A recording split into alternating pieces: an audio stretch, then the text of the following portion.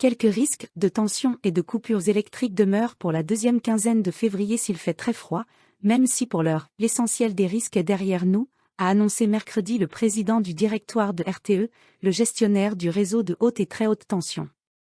L'essentiel des risques est derrière nous, a assuré le président du directoire de RTE Xavier Piechakzik sur France Info, tout en prévenant qu'il faudra encore être vigilant, car il reste quelques risques concentrés autour de la deuxième quinzaine de février.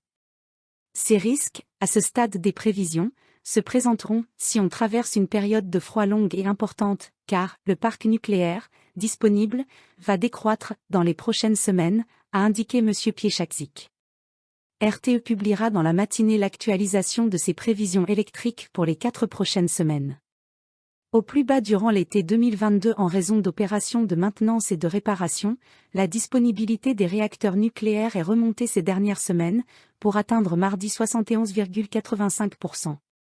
Mardi, 43 réacteurs sur les 56 que compte le parc nucléaire d'EDF étaient connectés au réseau, des niveaux qui n'avaient pas été vus depuis longtemps, selon des données d'EDF analysées par l'AFP.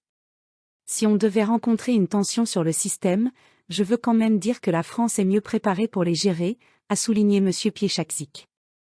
La détente sur le réseau électrique français s'explique en outre par la baisse absolument considérable de la consommation d'électricité. Selon les données publiées par RTE mardi soir, la consommation d'électricité française, corrigée des effets météorologiques et calendaires, a reculé de 8,2% sur les 4 dernières semaines par rapport à la moyenne des années précédentes, 2014 à 2019, hors crise sanitaire.